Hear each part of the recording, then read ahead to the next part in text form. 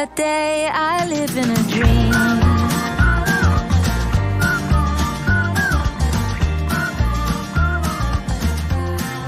I live in a dream.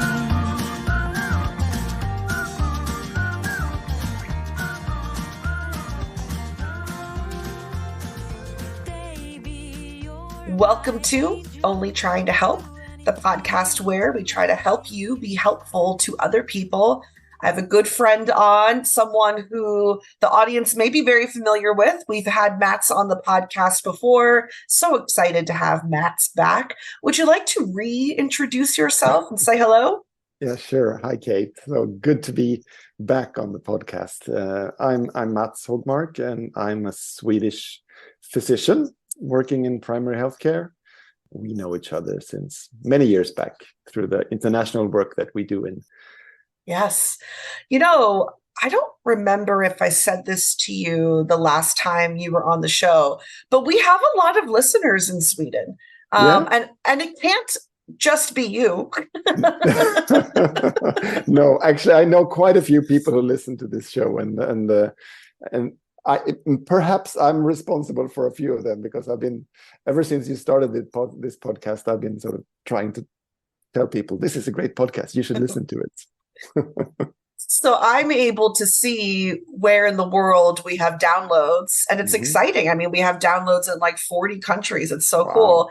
But I can see that a lot of them are in Sweden. And whenever I see that, I'm like, there's just no way that is Mats only. There's got to be someone else out there. Yeah. But like, Sweden is in terms of motivational interviewing, where a lot of people know you from. Sweden is quite big in relation to the population, so quite many people here who work with training others in MI. So maybe that's one of the reasons. And also, like, this is a great podcast, so why not? I think as I go around my everyday life and I meet people at holiday parties or dinner parties, I need to start telling them that I'm huge in Sweden. Absolutely, yeah. Nobody can say anything else than that, because it's the truth. Yeah. Well, and since the last time you've been on the show, you have now started your own podcast. So what can you tell us about that? Yeah, I have, actually, together with a friend who his name is John, and he's an actor. So we come from completely different backgrounds professionally. He's doing improv acting, and he's training other people in improv acting. So we started a podcast a little over a year ago, called, in Swedish, it's called Samtal om samtal, which means conversations about conversations. And we have now, to this date, we've released 52 episodes, I think. Tomorrow we'll drop our 53rd episode. So we produce one episode a week. So it's quite intense. That is intense. We'll do here one episode a week, but just for like 10 weeks. Yeah. And then I take a long break. Yeah. And so I'm very impressed the way that you and John have just decided to go right at this. And I want to listen, but I don't speak Swedish. No, I think it'll be difficult for you. Yes. We'll have to wait for some kind of super AI translator, but yes, that must exist. That must exist. Yeah. I'm sure through artificial intelligence, I could understand what you and John are speaking about. Yeah. But perhaps you could say a little bit more to our audience about just really what you've learned from doing this show, what maybe has come up that you think is interesting for us to hear about. Sure, yeah. And I must say as well, and you know this already, but you're too modest to even bring it up, but the reason why I even got the idea once to start this podcast was because of Only Trying to Help. Because when you started this podcast, I just felt that, wow, it would be nice to do something like this in Swedish, to talk about how we talk to other people, how we're trying to be helpful, what is helpful, what is not so helpful. You're talking about empathy and affirmations and all these things that we discuss a lot in motivational interviewing. And I felt that I would like to do this at some point. And then a few years later, I established contact with John. We got to know each other through Twitter, actually. We live in different cities in Sweden, so we got to know each other that way, and sort of came up with it that maybe we should do something together. So Samtal om Samtal is actually like a spin-off from your podcast. Listen, I would love to find out that all over the world there are versions of this podcast popping up in different languages. Yeah. So fantastic. And to the listeners, if you're thinking, hey, I could do that too. Yes, you can. Yes, you can. Mm-hmm. Absolutely. No, but we call it conversations about conversations because I think it's important to people who work in helping professions, and also, I mean, people who are just wanting to be helpful in private settings, to actually talk about how we talk to other people and how we talk to ourselves as well. I work in medicine, and generally, we as a profession, we discuss a lot about different ways of treating patients, medications, various, I mean, surgical procedures or whatever it is. We go to trainings, we learn new things, we talk about those things in our staff meetings, but rarely do we talk about what I consider to be our most important tool, which is the communication skills. It's important that we know what we do, we have to know the medical side, but we also need to know how to communicate this to our patients in a way that they will feel engaged and involved, and that they will understand what we talk about. And if we don't talk about how we use those tools, then we're not going to be any better at it. So that's why we wanted to have conversations about conversations. Sometimes when I tell people that we ought to be aware of the way we communicate with others, they use back to me the word mindfulness. Like there's an aspect of this which is really about being mindful. It's sort of like an awareness of one's own thoughts that becomes an awareness of how we speak. Is that how you think about it? I think so. If you talk about communication skills, and you train in communication skills, and you sort of get evaluations from someone else who will look at how you perform together with a patient or a client, and they will give you some feedback, it will make you hopefully more mindful of what you're doing. Sometimes I talk about having a method, within quotation marks, having a method of communicating, like motivational interviewing, MI, for instance. I talk about it as something. When you walk down the stairs in a house, there is this would you call it a railing that you can hold your hand on? Yes. Mm-hmm. Yeah. So, and sometimes you just need to, if you sort of get out of balance, or you're slip or something, you need to find that railing and put your hand there to sort of stabilize and get back into balance again. And most of the times when you walk up and down stairs, you don't need to do that, because you've learned how to operate those stairs. You know that there's this step is a little bit creaky and this one is a bit slippery. So, but you learn that with time. And once in a while, if you sort of slip, you just hold on to that railing. And I think I look at communication methods just like that. If you're a bit unsure about how to proceed in a consultation or conversation, you need to sort of hold on to that railing, and that's your method.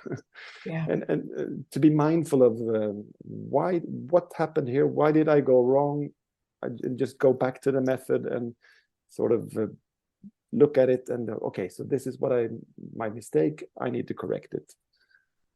It's a great analogy and a nice visual, because when I speak to people, maybe not in their professional roles, just like parents or friends or folks who want to be helpful to other people, often what they describe is that they feel like they are kind of flailing, like I just don't know what to say, and I'm reaching. They'll say that, I'm reaching. Yeah. And it's kind of like your analogy. It's like they're reaching for the railing, but they're not finding one. Yeah. And so I think what we're both saying is it's nice to have the railing there for when you're reaching. Yeah. And I think a lot of people out there know the feeling of reaching for the railing and oops, there's nothing there. Yeah, exactly. So I think that is a useful way of looking at it, and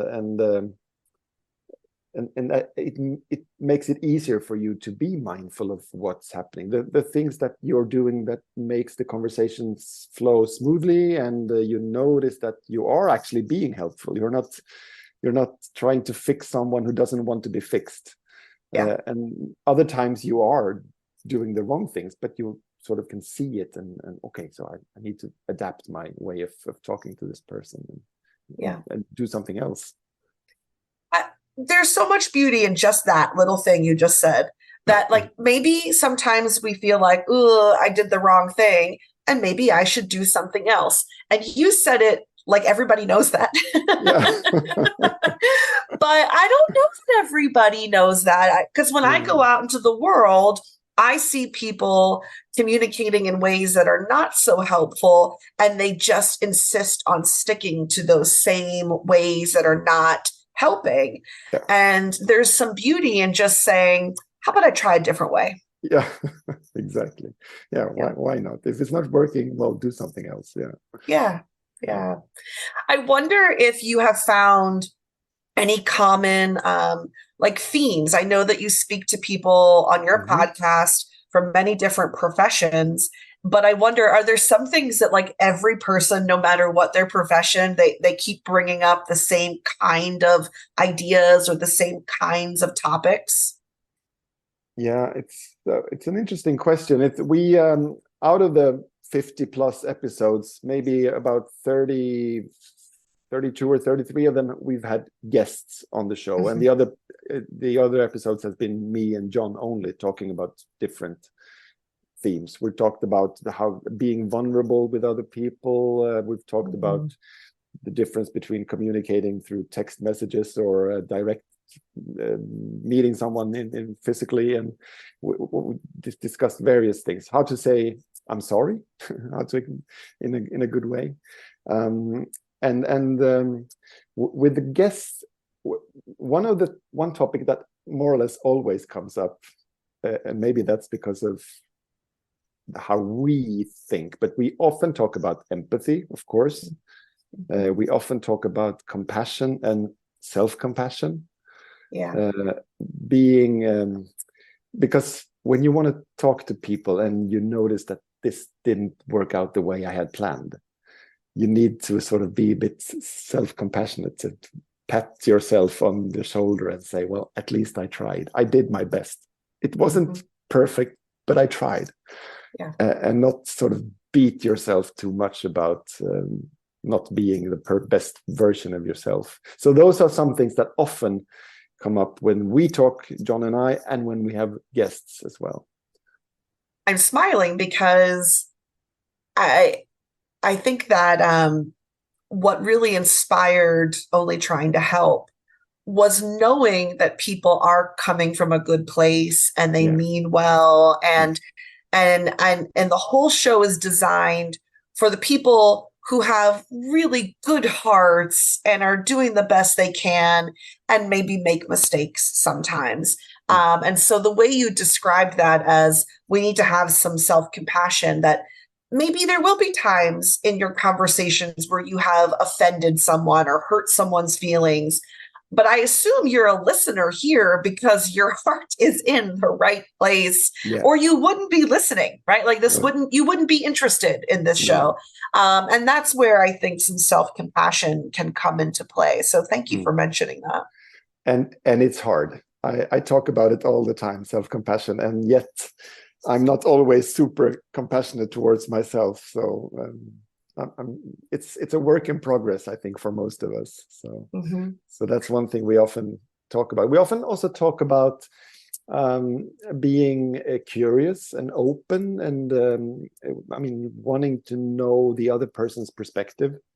And we've had, for instance, we've had some of the most famous journalists and politicians as guests on our podcast in Sweden, and what often comes up is also the importance of being of working in establishing a good relationship with the person you're talking to, whether you're a journalist who wants to interview somebody, or if you're a politician who wants to listen to people on the streets, to sort of lower your prestige and to also establish a good relationship with people, to show them that I'm here to help, and I'm here to understand your perspective. I'm not here to tell you exactly what you're supposed to be doing, but I want to learn from you. Yeah, you make a great point about how a person has to believe that you care if they're going to share anything with you. I mean, I've been in that situation where a person maybe asks me a question, but I could tell they're not really listening. And I get the sense they don't really care. Well, then I don't really want to answer. I'm not invested in this. And so one of the most important things we can do is build the kind of relationship that lets people know I do actually care. And that's an important starting place that sometimes we skip over. We did a whole episode about the words "I don't know." How do you work with somebody who keeps telling you all the time that I don't know? Is it because they don't know? They are lacking facts and information? Often that's not the case. Could it be that they don't know if they want to talk about this issue with you? They don't know if they feel safe with you. They don't know if you're the right person for them to talk about this sensitive issue.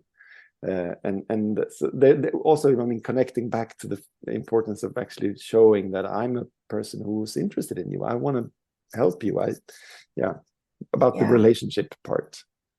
It's a great point. I think sometimes people say, I don't know, because to take a guess at that answer means risking making a mistake. And they don't know if they can make mistakes with you. They don't feel safe enough yet to let down their guard, and so that's and that's also one thing that often comes up, I think, when we talk to guests from various settings. It seems to sort of run across the border from, regardless of profession, the importance of being that safe space for the other person to open up. Yeah. And you know this, but I find that creating that safety is not something you can do like on command. You can't just say to someone like, open up, don't worry, it'll be fine. Trust me, I'm a good person. Yeah, I don't think anyone's ever trusted a person on demand. And so we've got to find some other ways that are usually a little harder, but worth it. They're worth it. Yeah. I'm also really interested in what you said about using like text, or, maybe it's email or technology. Because when I'm traveling around doing trainings for professionals to teach them how to communicate well with their clients or their patients, I often say, email and text messages and all the other like written forms of communication are a really good place just to practice, because you can start to type something out and you can look at it and check it before you hit send. And there's an opportunity to delete if you're like, oh, wait, that sounds weird. Let me try it a different way.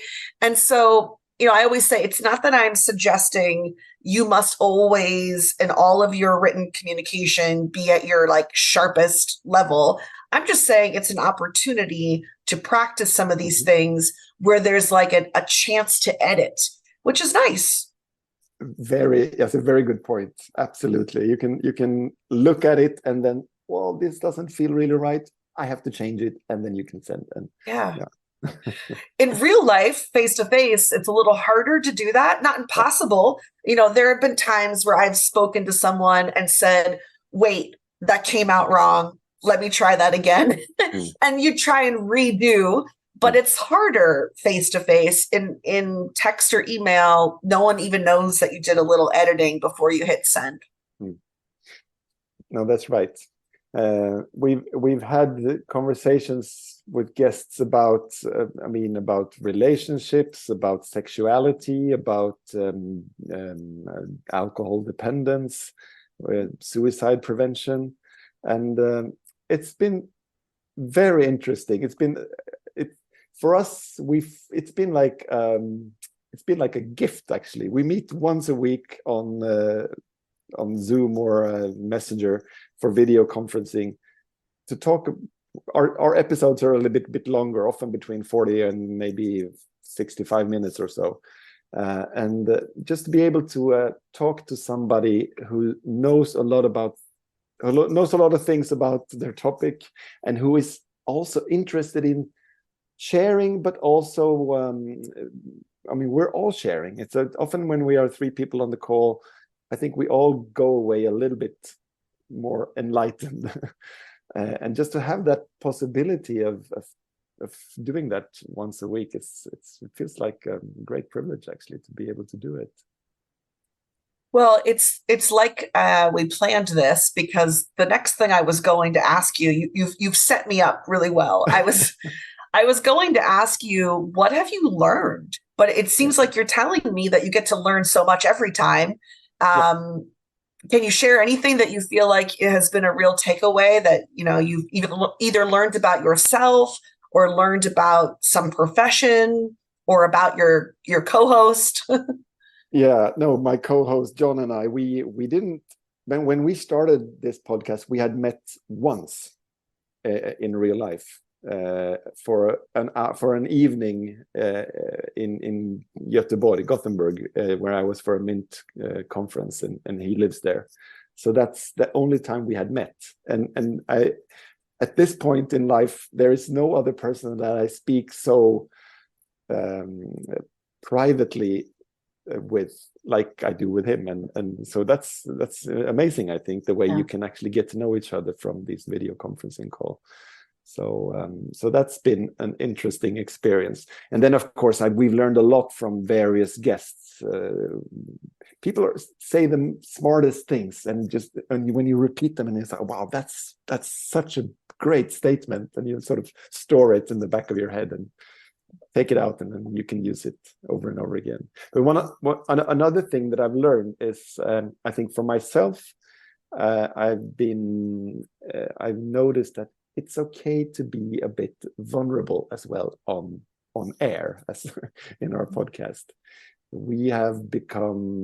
think we have become safer with each other, and we've also become safer with the fact, knowing that there are people out there listening to our conversations about conversations.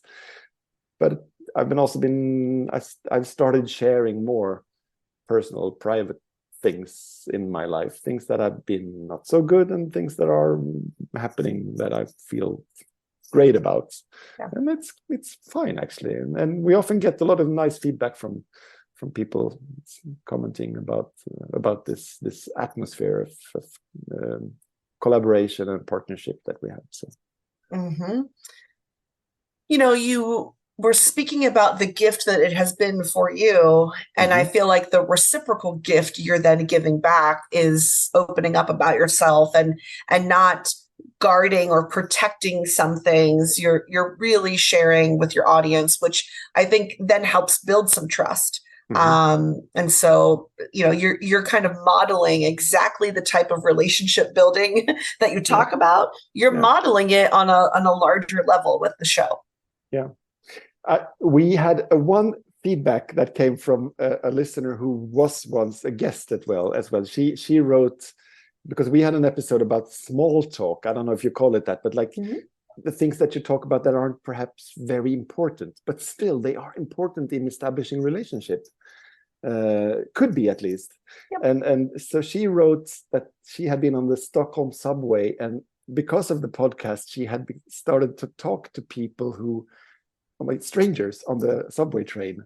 And she had the most amazing conversations with people who had started crying and telling her that things were really hard in their lives. And she had been listening and sort of trying to affirm and validate their emotions. And she said, I wouldn't have done this if it weren't for for the podcast. And I mean, I think that's fantastic. That is fantastic. See, you are changing the world in many ways, but there's just one. That's really cool to hear. And you set this stone in motion. So talking about changing the world, Kate.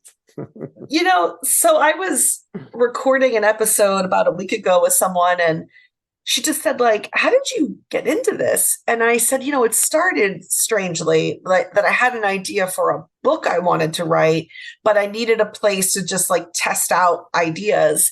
But I didn't think the podcast would last. It was just like a laboratory to just try out some stuff that could become the book. And now I hardly think about the book, really. The podcast is the main thing. And it for me is like one of the few creative things I get to do in my life. I don't paint or sing or sew or, I don't have a lot of art in my life. And so for me, this is a kind of creative project that is hard to put down now that I've been doing it. Actually, this is exactly my experience as well. I mean, I do sing in a choir, but I don't paint, I don't anything like that. So this has also been for me like a great gift from John, who is a very creative person. I thanked him for allowing me to be creative with him. So I completely relate to what you just said. Cool. Is there anything else you wanted to share about your experience as we start to wind down here? No, I don't think so. It's been great to talk about this with you. And I mean, speaking of talking about how we talk to each other, I mean, having these conversations is super helpful because you hear yourself talking and you discover new things. And I think we both discover new things through talking like this. So thank you very much for allowing me to elaborate with you, Kate. Thanks for being here, and I will have you on every season if you're willing. It's always fun. Thanks so much.